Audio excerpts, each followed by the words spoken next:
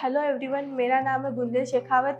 मैं केवीएम की class 11th की स्टूडेंट हूँ और मेरा सब्जेक्ट है हिस्ट्री। मैंने पहले हिस्ट्री एक ऑप्शन के रूप में लिया था, बट यहाँ के टीचर्स इतने कोऑपरेटिव है कि अब मेरा ये इंटरेस्ट बन चुका है हिस्ट्री में और ये मेरी चॉइस हो चुकी है। बिकॉज यहाँ के टीचर्स हमें बहुत अच्छा एक्सप्लेन करते हैं और बहुत एक गुड मैनर में हमें पढ़ाते हैं, तो हमारा इंटरेस्ट हो जाता है हिस्ट्री के बारे में और जानने का। मेरा नाम कोमल है, मैं केवीएम स्कूल की ही छात्रा हूँ।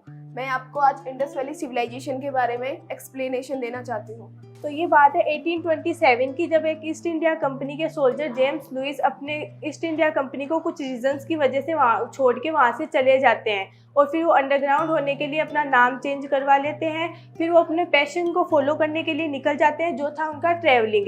2 साल इंडिया के सब कॉन्टिनेंट पे घूमने के बाद में ये 1829 में पंजाब के रीजन में आ जाते हैं, जहाँ इन्हें बहुत सारे खंडर मिलते हैं और इन्हें नहीं पता था कि ये खंडर कौन से सिविलाइजेशन के या फिर ये कितने पुराने हैं। बट इनका पैशन था हिस्ट्री के बारे में जानना, तो ये जो भी देखते हैं वो ऐसे ड्राइंग के और ना टेक्स्ट के रूप में ना कलेक्ट कर लेते हैं और इसी प्रकार फर्स्ट टाइम हड़प्पा सिविलाइजेशन का तो डिस्कवर हुआ था और उन्हें भी नहीं पता था कि उन्होंने एक सिविलाइजेशन को डिस्कवर किया है। इसके करीब 100 साल बाद हमें 1920s के अंदर जेम्स मार्शल, जो कि ASI Indian archaeological survey of India के डायरेक्टर थे, उनने इंडियन आर्कोलॉजिस्ट की हेल्प से हमारे को बताने की कोशिश करी है और उन्होंने ये पता किया है कि ये सिविलाइजेशन कुछ 5000 साल पुरानी हो सकती है। इससे हमारे को बहुत सारी राइटिंग, लैंग्वेज, बहुत सारी चीज़ें मिली है, बट हम लैंग्वेज के हिसाब से हम बता नहीं सकते कि ये कौन सी लैंग्वेज है, क्योंकि ये एक सिंबल की लैंग्वेज है।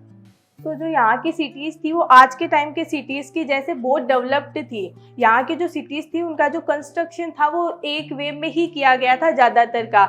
ये 2 हिस्सों में बांटी गई थी, जो एक था लोअर माउंट और एक था अपर माउंट। अपर माउंट को अपन कैथेड्रल बोलते हैं। लोअर माउंट में लोग अपने लिविंग का काम करते थे, वहाँ पे रहते थे और इसके चारों ओर एक वॉल हुआ करती थी जो ये फ्लड से बचाती थी और वाइल्ड एनिमल को अंदर आने से बचाती थी। फिर होता था ये अपर माउंट, यहाँ पे लोग अपने इंडस्ट्री का, मार्केटिंग का काम किया करते थे और अपना ऐसे जीवन यापन किया करते थे। फिर हमें यहाँ पे एक जगह मिली पाकिस्तान के अंदर, मोहनजोदारो नाम से, जहाँ पर हमारे को लोगों के बहुत कंकाल मिले हैं, तो उसको द माउंट ऑफ डेथ के नाम से जाना जाता है। आज के टाइम के अंदर वहाँ पे हमारे को बहुत ग्रेट बाथ मिला है, एक बहुत डेवलप ग्रेट बाथ, जो आज के टाइम में स्विमिंग पूल के हिसाब से माना जाता है।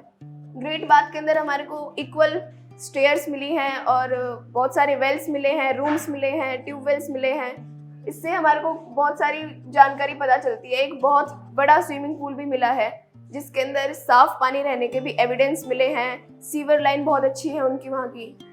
फिर आते हैं हम यहाँ इनकी लैंग्वेज पे। इनकी लैंग्वेज थी वो, उसके जो भी सिंबल्स थे वो हर एक साउंड को रिप्रेजेंट करते थे और ये कुछ भी लिखते थे तो ये उसके नीचे एक ड्राइंग बनाते थे और ऊपर कुछ लिखते थे।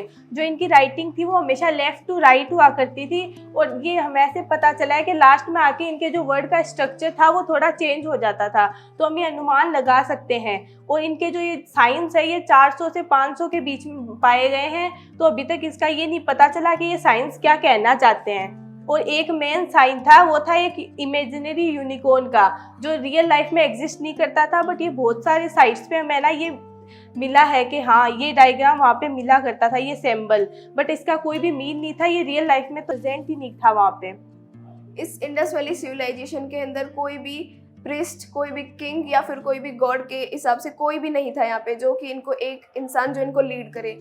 बट हमारे को यहाँ पे एक एविडेंस मिला है जिससे हम कह सकते हैं कि यहाँ पे कोई एक प्रिस्ट किंग होता था। एक हमारे को स्ट्रक्चर मिला है, एक स्टैचू मिला है, जिससे हम बता सकते हैं कि यहाँ पे कोई किंग होता था। एंड सेकेंड थिंग, यहाँ पे कोई भी टेम्पल वगैरह नहीं मिला, तो हम ये नहीं मान सकते कि किसी को गॉड को मानते थे। बट कुछ साइट्स में हमें एक ऐसा स्ट्रक्चर मिला है जो आज के टाइम के लॉर्ड शिवा से मैच होता है। वहाँ पे उस टाइम पे उन्हें पशुपतिनाथ माना जाता था, तो हम ये कह सकते हैं कि वो सिंबल वो भगवान के जैसे रूप में माने जाते थे। और बहुत सी हमें ऐसी वहाँ पे पिक्चर्स भी मिली है जहाँ पे ऐसे भगवान के रूप में मान सकते हैं उन्हें। ये एक सिर्फ इमेजिन किया गया है कि हाँ हो सकता है वो भी किसी भगवान को मानते थे, क्योंकि जो का बात था इसके साइड में हवन के हमें एविडेंस मिले हैं और ऐसे बोला जाता है कि यहाँ पे भी कोई शुभ काम करने से पहले ये काम किए जाते थे जो आज हम करते हैं रिचुअल से। ये इंडियन कल्चर से बहुत मिलता था। ये इंडस वैली सिविलाइजेशन, यहाँ की स्क्रिप्ट जो कि आज तक हम पता नहीं लगा पाए कि ये कौन सी लैंग्वेज के अंदर लिखी गई थी। उस टाइम के अंदर हमारे को 400 से 500 इनकी साइट्स मिली है, लेकिन हम पता नहीं लगा पाए कि ये लैंग्वेज किस हिसाब से लिखी जाती थी। इजिप्ट के अंदर हमारे को एक गूगल ट्रांसलेटर स्टोन मिला था, पर यहाँ पर हमारे को कोई भी ट्रांसलेटर नहीं मिला है, इसलिए अभी तक आर्कियोलॉजिस्ट इसकी जांच कर रहे हैं कि लैंग्वेज कहाँ मैच होती है। कुछ आर्कियोलॉजिस्ट का मानना है कि संस्कृत से थोड़ी मिलती है, लेकिन अभी इसकी खोज जारी है। एंड सेकेंड थिंग कि इस ग्रेट सिविलाइजेशन का अंत कैसे हुआ, क्योंकि इसका अंत अभी किसी को भी ये नहीं पता कि इसका मेन अंत क्या था। हमें ऐसे कोई भी एविडेंस नहीं मिले कि जिससे हम एक फिक्स बता सके कि इनका एंड कैसे हुआ। हमें कुछ लोगों के कटे हुए हाथ मिले जिससे ये बोल सकते हैं कि इसका एंड एक वॉर की वजह से हुआ था, बट कुछ आर्कियोलॉजिस्ट ये भी बोलते हैं कि फ्लड वगैरह की या फिर कोई मलेरिया जैसी बीमारी के कारण इनका अंत हुआ था। अभी तक किसी को भी ये पता नहीं लगा पाए, बस ये इमेजिन करते हैं कि हाँ ऐसे इनका अंत हुआ था कुछ एविडेंस के थ्रू, और हमें इसका मेन नहीं पता चला कि ये सिविलाइजेशन आखिर अंत कैसे हुआ इनका। Thank you.